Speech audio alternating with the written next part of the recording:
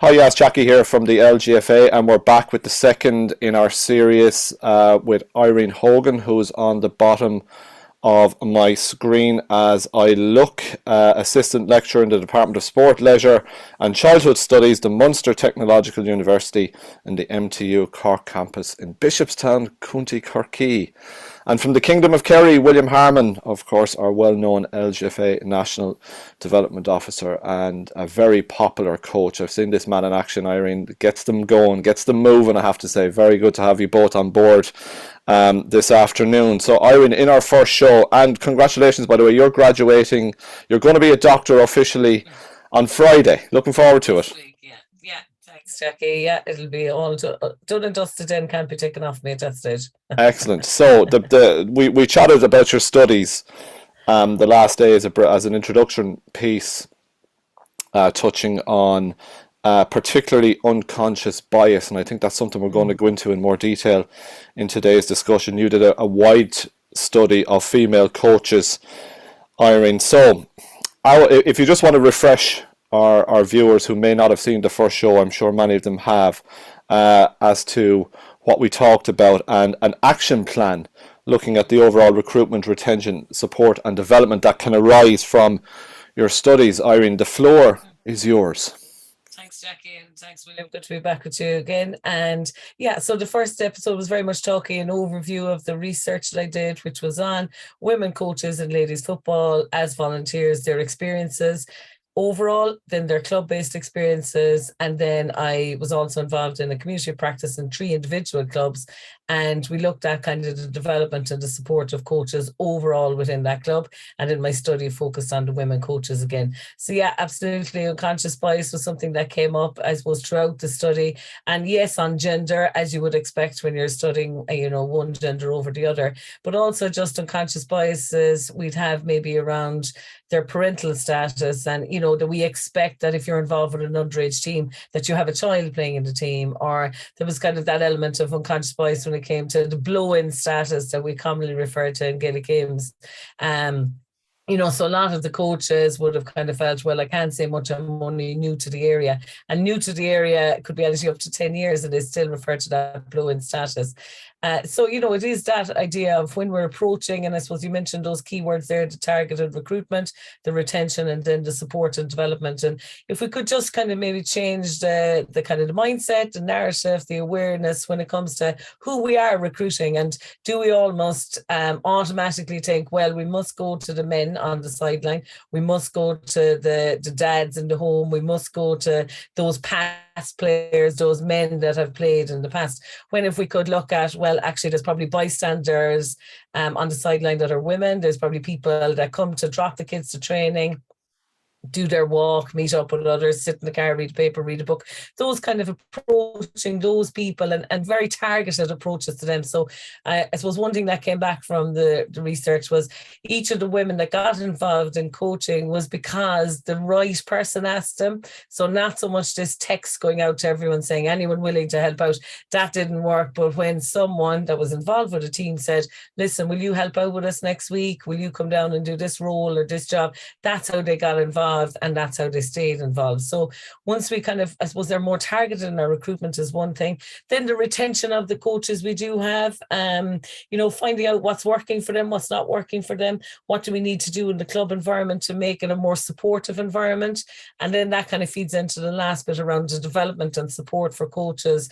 So at club level, so the women in the study all found coach education to be great, got a lot from it, but really what they craved was this club-based, context-specific. So club-based, and I'm doing it with my fellow coaches, and context-specific, that it was around what I need to do. So I suppose they're the 3 things that come in under the action plan that I would see is the targeted recruitment, the retention of our volunteers. So that might help us with not needing to recruit as many.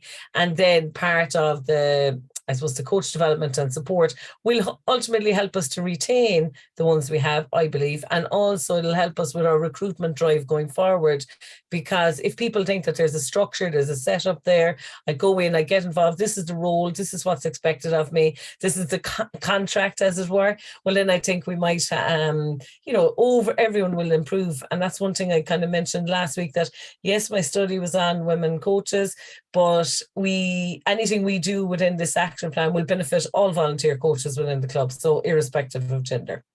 And no, you've nailed it. You've absolutely nailed it, Irene. And Will, I suppose, like Irene talks about there, just, if you ask someone to get involved, I mean, they can give you a simple yes or no answer, but people like to be asked. I mean, you see it at ground level, Will. It's quite a straightforward way of trying to get people involved. It's to simply ask them. Yeah, and I suppose what's important as well is you just don't go up and ask them out of the blue either. Do you know what I mean? You just go, hey, Irene, I'm trying to take a team next week. I suppose it's something that you need to build a rapport with people first, and probably find out what their skills are and where they work and what value can they bring to your coaching setup, your coaching structure in your club.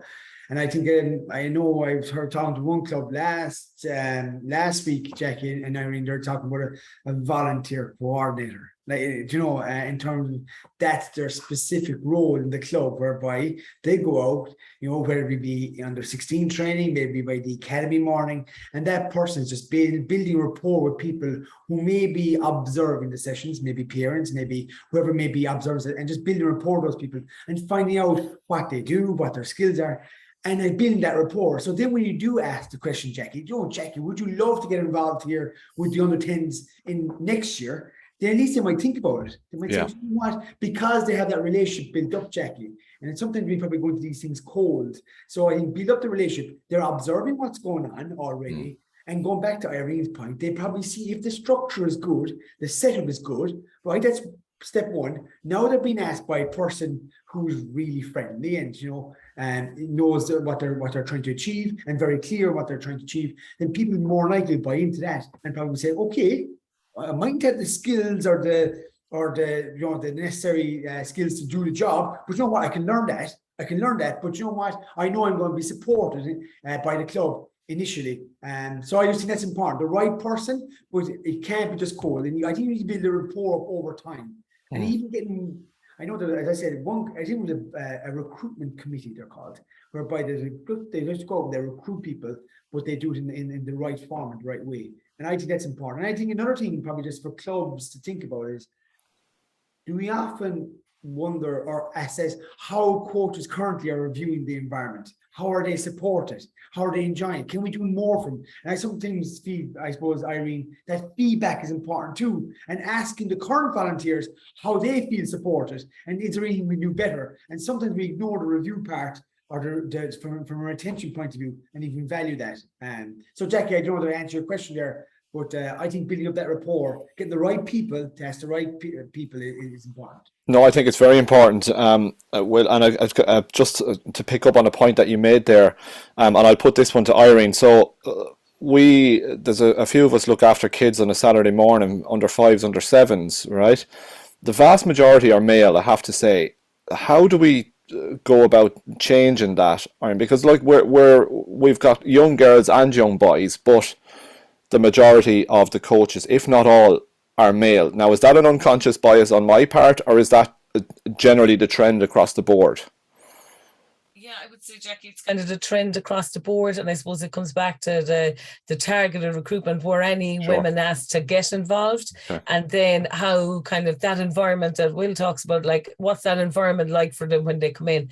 And it is about looking at, well, what can you do? What are you willing to do? And what do we need someone to do? So it's about matching the skill sets, really, like what is this person able to bring? What are we looking for? But I do think we have to go and ask the people. I think there's probably that level of unconscious bias is just that maybe it was always traditionally the men that were doing those teams, and then a woman might feel kind of out of place maybe coming into that environment. I was going to ask you that, and I didn't want to come across it in any way disrespectful. Do females still feel that they're not as good perhaps as male coaches? And how do we break down that? Because it's obviously not true. The confidence is a huge thing, and I suppose in the research I did, it came true very strongly that the women really never kind of put themselves forward for anything. They had to be asked to do it, whereas we don't see the same happening with men. Or if you look at the professional coach side of things, they will say, well, actually there's no issue with confidence here, but very strongly confidence is still an issue for volunteer women coaches, and it's not feeling, or being made feel part of it, or that you have something to give or something to bring. And we all hear the stories about the person that played to a really high level, and sometimes might have played to a higher level than the men that are involved with the same age group, but they were just never seen as someone that they could target to get in as volunteers. So I think it's kind of get to know, as Will said, build that rapport, but get to know who are the people out there, who are the parents, the guardians that are with these kids, and ask them to get involved, but then give them a very clearly defined role and support them in that role. And, we talk about mentoring comes up an awful lot, but that's sometimes seen as maybe too kind of high end maybe, and mentoring, what's my role as a mentor? Like, we could break it down to something like just your buddy, just your person that you can, ring and ask that stupid question that you might be afraid to ask of an experienced coach. And it might be, like I mentioned last week, one of the women in the study didn't realize she should have booked a referee on her first game in charge of a team, because no one ever told her that. So that idea of an induction pack, a kind of a starter pack, and that support, that person that you can ring up and ask the silly question, just to build your own confidence. And then not to be, as William said, don't throw people in the deep end. Don't expect someone to come out and do a pattern of play, or to do, this is what we'll do on kickouts, or let's go teach the solo, when they don't have the confidence to do that yet. So building it up and having that buddy person, I would say, would be key. And so that kind of leads nicely on then to, in one of your bullet points, Irene, communities of practice. Talk to me about what are they, how one could start in a club, and what are the benefits. And I'll get you in on this one as well, Will. Yeah, absolutely. And community practice, as I mentioned last day, is just something I called it based on, reading the literature around it. But a community practice really is just getting all your coaches together. But the one I did was not just coaches. There was club officers in it. There was parents in it. There was club players in it. But it was about kind of having a club vision and a club direction. So they decided, each of the 3 clubs decided what would be a priority for them. So for some it was to set up a philosophy. For others it was that big recruitment drive. And for others, it was let's improve as coaches. So they had 3 very distinct kind of aims or objectives out of it. So what they really want, the coaches on the ground, the women coaches that I spoke to, they want to be able to collaborate with their fellow coaches. So get that time, get that chance to actually have a chat with those coaches that you're going out with, 2 or 3 days a week coaching, and really you're just going out coaching, and maybe there's no plan or chat about, well, what will we do tonight? And then it's about the collaboration between the coaching in the age group above you and below you. So a lot of the time what happens is we're left in a kind of a silo. We work away on our own, and there's no kind of maybe collaboration or even that chat. Even, do I even know who's at the age group above me? Do I know what's expected of a player when they come into that age group? Have I achieved that? And I mentioned it the last day, and a really valuable tool is the LGFA competency chart that kind of outlines what you need to have under the different aspects of our game in each age group. But just, I think, to have. We'll see, can we get Irene back there, Will? But while we're trying to get her back, I mean, she touches on a brilliant point there in terms of the collaborative approach and everybody pulling into one direction. So you're better off to have an overall holistic approach to this, Will, so that everybody is on the one page. I think you're back there, Irene. Yeah, you're back. Sorry, we lost you. But Will, just to take up that point, that overall holistic approach, Will, it makes perfect sense. Why have different people in different strands of the club pulling in different directions if everybody's on the same path? It helps to create, as Irene says, that vision and a culture within the club which can stand the test of time. 100%. I always say is, can we as clubs take ownership of our own learning? Can we as clubs take ownership of our own coach learning even? And that to me is community practice, in a nutshell. And what you notice is, I suppose, there's 2 kind of ways in community practice can work. And Irene kind of spoke from an organizational point of view. So what do we do? So get a group of people together. So you're with the under 6s, Jackie, Irene's with them their say 10s and I'm with them their 16s, and we're just getting together, having a chat about, okay, well, what do we do in certain scenarios? So if we're bringing players up in age group, well, what do we do? Let's have a chat about that. What are the other common issues we have? Okay, well, what if we have players playing multiple sports? Well, how do we deal with that? Or access to the pitch? Well, how do we deal with that? And they're more organizational issues. And what you probably notice, and maybe I will notice this as well, is that you would probably have to have those conversations first, because you have to kind of build up a base of guidelines to get you where you need to be. But you would love a situation where community practice, and it's where a group of coaches are coming together where they're discussing coaching issues. So, for example, I'm with under 10s, I have 30 girls, how do I keep them all active? And then another coach says, well, I have a similar scenario here, this is what I do, and they're learning off each other. And I think that's what you're hoping to get to, kind of where they're discussing coaching issues, that they're okay, well, how do I deal with players of various ability levels in a coaching sessions? And you're trying to get that collaborative approach, but everybody like having common goal at the end of it, that we're all trying to retain our players, keep involved. But if I'm a coach involved in that setup, then I feel I'm being supported, and that we all are part of something, Jackie. And I think that's what a community practice in essence is a group of people taking a step back from the everyday training and mundane matches and all that kind of stuff, and just having a chat about coaching. And they're supporting each other. And that may be once every 2 months. It's as simple as that. It's not, you don't have to be out every week. So I think that idea that Irene is promoting is really powerful. I don't know, are clubs doing it a lot currently? I think it's something new. I think it's something new to clubs. I think it's something that we hear a lot more of. And I think it's a lot more clubs will start doing, because they want to get their coaches, I suppose, collaborating and talking about coaching issues and helping each other and taking a small bit more ownership of their learning is what I'd be probably thinking of being. No, it makes perfect sense, Wes. I suppose it's a bit more complex in on the ground, but it makes absolutely perfect sense, because if you're an under 16 coach, you probably want to know about the kids that are coming and what they're what they're like. What's the next bunch on? It's all interconnected.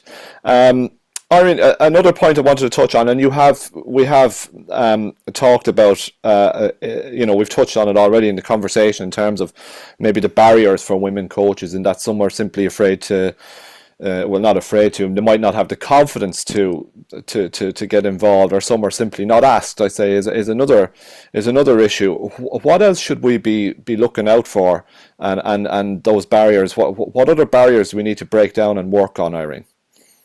I think one big one for the women coaches that I spoke to is time, and kind of their role within the home. And while things are changing, there's still the majority of the responsibilities of caring within the home falls to the woman. So their coaching can only start when their children are at a certain age. They found it very difficult to get out with small children.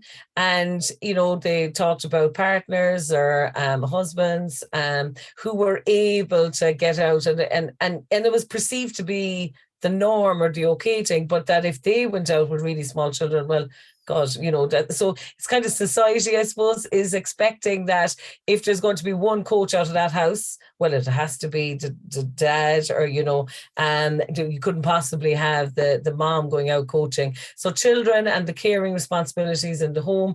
And then, for a lot of them, when they give up playing, they are going, maybe having children or progressing in careers or doing both a lot of the time. So time is a big barrier, and just society's kind of perceptions of, should a woman be in charge or coaching a team? And it's back to that biases again. I suppose Sure. it comes back full circle. So time, I would say, is the other barrier. Yeah, confidence. Yes, asking them in the first place. And then, they leave it. They have kind of maybe a negative experience, and they tend to leave it. They tend to go, well, I only have a few hours a week to volunteer. I get less hassle if I volunteer in a different environment, if I volunteer with a charity, or if I volunteer in another sport. So I'll just park that one and I'll let them at it. And that seems to be kind of the overall experiences from the women I spoke to. Okay, very interesting. On that one, Jack, go on, Will. On that, who best understands our female players in our female coaches? Absolutely. If we think about it, we do a lot of initiatives and programs through our coach education. One initiative we have is Cahill for Teens, Jack, and we're educating, I suppose, coaches how to, our coaching behavior and coaching approach towards coaching girls of the teenagers from 13 to 17. And it's a lot of time the main coaches are, I wasn't aware of that. Jesus, I'm adopting the same approach I had with the boys, and I'm bringing to the girls, and I'm hoping I get the same results. But I find that I don't. It's a challenge. Whereby the female coaches understand exactly where we're coming from. So, like, understanding that a female coach understands the female player a lot more than we do. We have to learn and educate ourselves in that. So I just think the more female coaches we have, the more I think the environment will be, I suppose, in terms of a positive one and an enjoyable one for our players. I know, Irene, is that? Yeah, no, you're right. And I might add to that as well, I suppose, female liaison, and I mentioned it the last day, the female liaison officer role is, it's great and we need it, and safeguarding insists on it, and absolutely it's important to be there. But it's almost like we've pigeonholed all women then into that. You must be the female liaison if you're with that team, and if there's more than one of you, oh, right, okay, there must be two. But it's almost like, okay, we have our FLO now. We don't need to look for any more women to get involved. When, as Will said, yeah, absolutely they have. And, because our sport is so new and we don't have as many players or past players maybe as what the GA have to date, but we will get more and more. And if the younger players now can be coached by women coaches, well, then they see it as the norm, and they see, well, this is the way it goes. I could have a male coach or a female coach. But it is about, I think, changing, but we have to start somewhere. Absolutely. Guys, we've covered a lot in a relatively short period of time. So I think what we'll do when we chat next, Irene as well, and Will, is get more into the action plan. We've talked about what should be done and what could be done, but how can we actually nail that down? Does that sound okay for our third session? And we'll chat offline and get some other ideas to bring into the next show as well. But absolutely fascinating stuff, guys. And I suppose a lot of it it's just common sense, to a large degree. But to get it down on paper, I think, is important. Would that be fair? Yeah, and I think as well it's about having someone in the club to kind of drive these things, and who's it left to, and William talked about a volunteer officer, and we now have coaching officers coming in, but it seems to kind of fall between the cracks who should be the person in charge. And that's one thing that the community of practice came back with as well, was it was great to have an outside person. They might be saying the exact same thing as an internal person would say, but just having the external voice to start it and to get the conversation going. So there is a small bit to break down there as well on who drives it within the club. And then you end up with what does she know, or what does he know, or why are they saying this to us? So there's a bit of work to be done, I think, on that, as to whose remit is it. And then it's back to, as William said, people just doing the everyday tasks become the priority, and getting through those, when then we kind of go year on year and we just do a repeat, and maybe no changing happening to improve the situation for all volunteer coaches. I think I agree in that, Jackie. Just to finish off, I think, all it takes is one person in the club to ask the questions. Can we look at this differently? How are we doing in this area? How can we improve that? And as I said, go back to my earlier point, is maybe ask our current volunteer base, how are they finding the support they've been given, and how can we improve it? But all it takes was one person, Jack, in the club to probably just look at things differently, and then bring a group of people with them to try and, I suppose, if there is change required, to go after it. And I think that's a good point you made, Irene. Yeah, 100%. Brilliant. So, Irene, by the time we talk to you next, you will be officially a doctor. Yes. So we look forward to that. And Will, can I also congratulate you as well? Well, Master of Science by Research, your black book, an exploration of the value gained from participating in a peer-facilitated community of practice in a voluntary sports setting. Take a breath. Well done, Will. Thanks, Jackie. Maybe we might do LGFA showing it down the road. Absolutely. I want to be as famous as Irene Hogan. So yeah, I'll do my best. A long way to go, Will. I think we're both graduating on Friday, aren't we, Irene? So so you'll see us all on social media throwing the hats in the air, the whole lot. Fantastic. Send us a picture, guys, and we wish you so well. William and Irene, thank you so much for coming on today. Thanks, folks. We look forward to the next chat. Yeah. Thank you, Jackie. Again. Thank you.